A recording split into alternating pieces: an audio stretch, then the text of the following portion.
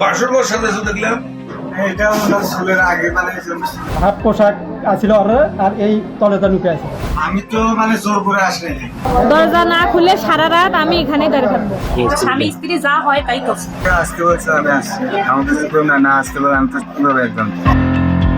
রাতের নীরবতা তখনও কাটেনি। গাইবান্ধার একটি গ্রামে স্বামী প্রবাসে থাকার পরেও সন্ধ্যা থেকেই পরক্রিয়া প্রেমিকের জন্য বাসরঘর সাজাতে ব্যস্ত ছিলেন আখি। স্বামী প্রবাসে থাকায় নিজের একাকিত্ব দূর করতে পরক্রিয়া প্রেমিক শাকিলকে নিজের করে পেতে প্রবাসীর স্ত্রীর এই অভিনব আয়োজন।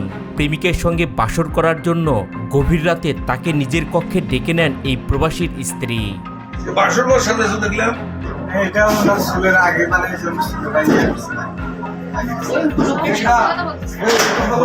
শোনো, এখন আমি তোমাকে কইছি সাজানো ছিল বাসর ঘর, এগুলো আগে সাজানো ছিল। আচ্ছা হোক নাকি? বললে ওরা যদি মনে চায় সাজাইছিল না, তোমার আমার কি? মেনে শোনা কিন্তু বাসর শেষ হবার আগেই ঘর থেকে ভেসে আসা কিছু অস্বাভাবিক শব্দে স্থানীয়দের মনে সন্দেহ হয়। অবশেষে সেই গোপন সম্পর্ক আর গোপন থাকেনি। প্রেমিক শাকিলের সঙ্গে ঘরের ভেতর আপত্তিকর অবস্থায় স্থানীয়দের হাতে আটক হন 2 সন্তানের জননী ও প্রবাসী রঞ্জু মিয়ার স্ত্রী আখি। ঘরের দরজা খুলে আসে এদের কি অবস্থা দেখলেন? এদের অবস্থা মানে হাফ পোশাক আছিল আর এই তলেটা নুকে আছে। ছেলে তলেটা নুকে আছে, ছেলে খাটের নিচে লুকে। খাটের নিচে নুকে ছিল।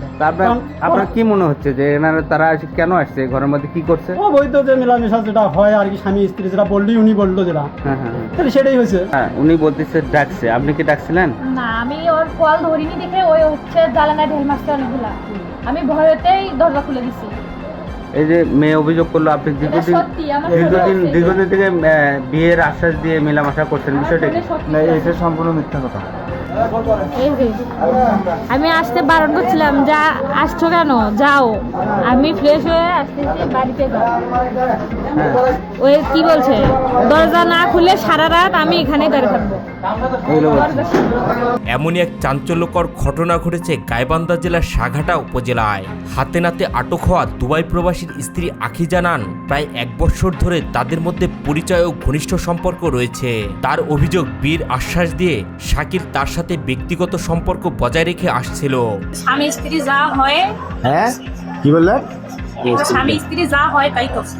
কতদিন তা? আর হচ্ছে ও হচ্ছে, আমি যদি কল না ধরি বা ইয়ে করি, ওই আসে জ্বালানায় ঢেলায়, আবার অনেক ব্ল্যাকমেল করে।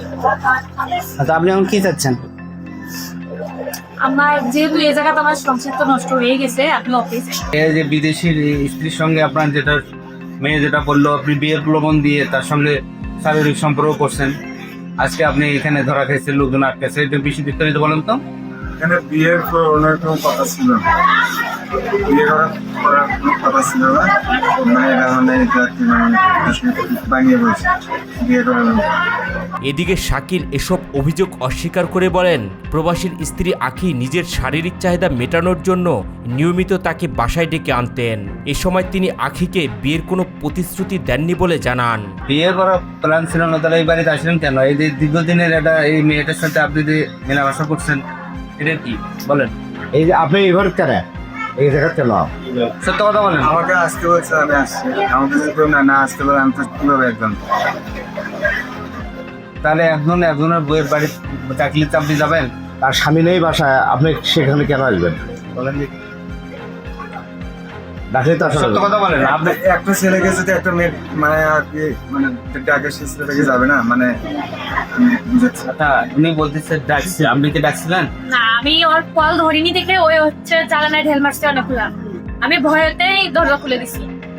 এই যে মেয়ে অভিযোগ করলো আপনি এটা সত্যি, আমার ফোনে আছে। দীর্ঘদিন থেকে বিয়ের আশ্বাস দিয়ে মেলামেশা করছেন, আমার বিষয়টা ফোনে সব কিছু আছে। এটা সম্পূর্ণ মিথ্যা কথা।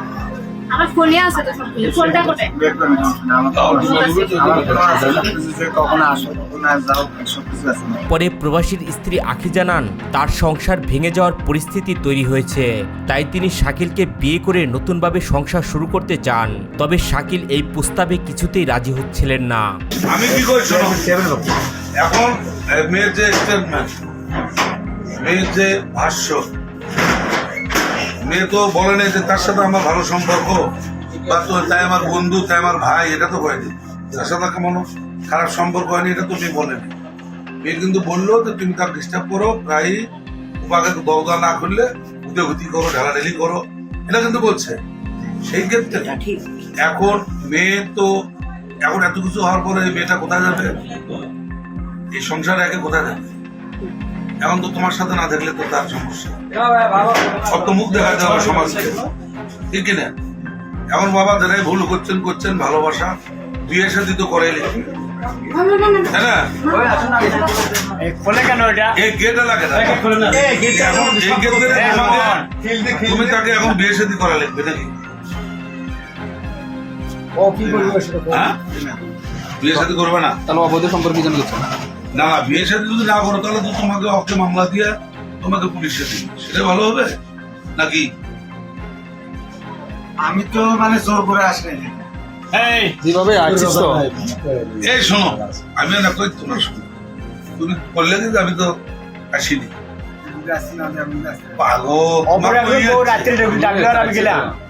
সে তো বিবাহিত, তার দুটো সন্তান আছে, তার দুটো বাচ্চা আছে, তার স্বামী বিদেশ থাকে, তুমি সবই জানো। তুমি তো বাড়া বুদ্ধি বেশি, তাই না? তুমি সবই জানো, তাই অবশ্যই সম্পর্ক না হলে কেউ, তুমি দিনের বেলা ভর দিন আসো, রাত 12টায় আসতে পারো না। এরপর ইউনিয়ন পরিষদের চেয়ারম্যানের উপস্থিতিতে স্থানীয়ভাবে তাদের দুজনের বিয়ের ব্যবস্থা করা হয় বলে জানা যায়। একটা স্বামী নাই, তার ঘরে যে কোনো একটা ছেলে ভাই বাঁচতে বা নিজের আপন মন ছাড়া তো আসতে পারে না। আর তুমি হলো পড়ার ছেলে, গ্রাম্য হিসাবে তুমি ভাই হও বা দেওয়ার হও, যাই হোক, গ্রাম্য হিসাবে, হ্যাঁ, ভাগিদারদের মধ্যেও নয়। সেই ক্ষেত্রে তোমাকে মেয়ে যে স্টেটমেন্ট দিছে, এখানে তো আমাদের করার কিছু নেই, আমাদের হাত পাবো না, আমরা আইনের মানুষ, আমরা আইনের মানুষ, জনপ্রতিনিধি। আমরা এই ক্ষেত্রে তোমাদের এখন দুইজনা বিয়ে শাদী করাতে পারি, তার বাইরে তো আমরা কিচ্ছু করার নেই। কেমনে করবো? আর যদি না হয় তো দুইজনাকে আইনের হাতে দিতে হবে, আমার পুলিশের হাতে। এছাড়া তো গ্রামগঞ্জের লোক মানবে না, এখানে তো শহ শহ লোক বাইরে, বাইরে তো ঘরের বাইরে তো অনেক লোক, সেক্ষেত্রে আমি কি করবো? তুমি বড়, হ্যাঁ, আলহামদুলিল্লাহ, প্রথম বড় বেটা বিয়ে শাদী করে হবে, আর কি করবে? মেয়ে তো আমাদের খারাপ না, মেয়ে তো সুন্দর না, মেয়ে সুন্দর, হ্যাঁ দুইজনেই সুন্দর, দুইজনেই মানুষ সাজবে ভালো। একটি সম্পর্কের সিদ্ধান্ত শুধু দুটি মানুষের জীবনেই প্রভাব ফেলে না, এর সঙ্গে জড়িয়ে থাকতে পারে সন্তান, পরিবার এবং প্রবাসে থাকা একজন মানুষের দীর্ঘদিনের কষ্ট ও প্রত্যাশা। তাই জীবনের গুরুত্বপূর্ণ সিদ্ধান্ত নেওয়ার আগে আবেগের পাশাপাশি দায়িত্ব, ভবিষ্যৎ ও পরিবারের ওপর এর প্রভাব বিবেচনা করা জরুরি। এই ঘটনা সম্পর্কে আপনাদের মতামত কি? কমেন্ট করে জানাতে ভুলবেন না।